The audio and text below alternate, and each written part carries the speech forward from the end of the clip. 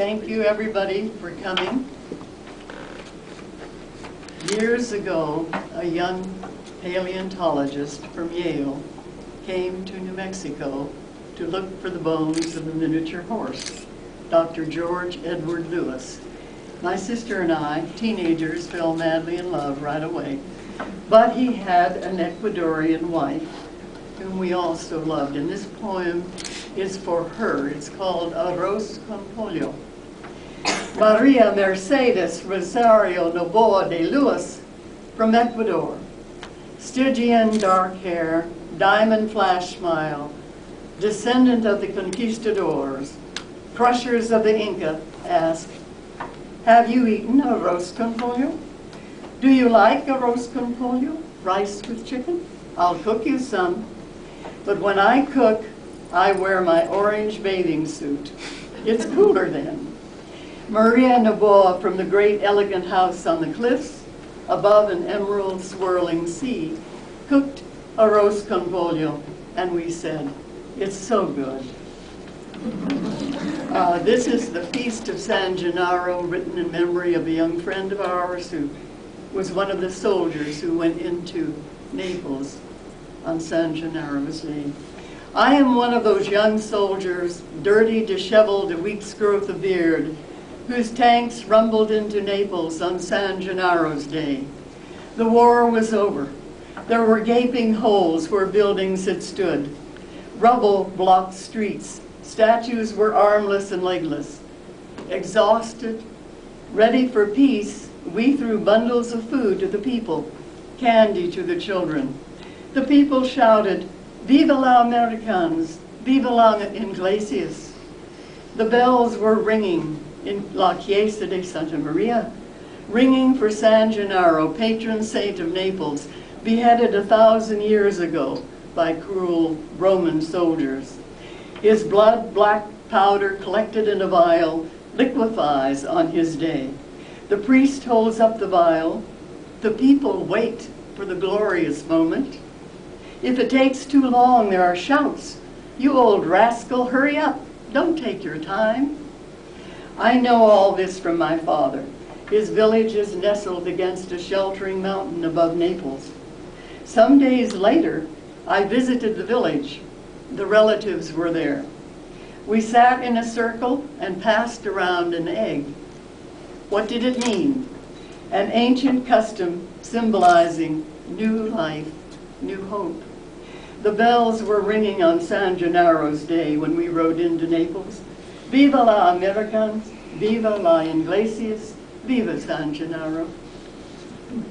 This is called The Death of the Beekeeper, a true story, a true English story. William Mawson, beekeeper, lay dying under a snowy coverlet. For 3 days, a lone bee flew quietly around the room. As daylight faded, the bee returned to the hive. At first light, the bee flew around the room again. Bill, beloved to all who knew him, died on the 3rd day. Annette, his wife, walked to the apiary and spoke slowly and softly to the bees, as was the ancient custom. Poor master has passed away, but is with us still in spirit. 4 days later, a host of bees followed the funeral cortege. And as it entered the old Offwell Parish Church, the bees settled unnoticed in the south aisle. As the rector began his eulogy, the congregation became aware of the sound of bees on the wing. The rector stopped speaking. The hum of flying bees faded away into the distance. Had the bees come to bid their master farewell or to guide him on the way to paradise? This is called Lost Boy. It's about a young Navajo that I read about. I look into the mirror and see high aquiline cheeks, sharply edged, dark eyes, and a face the color of earth, the face of a young Navajo man. When I was 3, small, runny-nosed, and crying loudly, I was taken by chalk-white people to a mission school.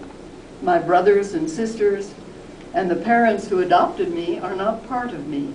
I'm neither white nor Indian. Where do I belong? The healing ceremonies and customs of my tribe are foreign to me. I've wandered through my life's journey in confusion. When I look at jagged red bluffs and cerulean skies, I think, is Mother Earth mine? Is she close to the white man's God?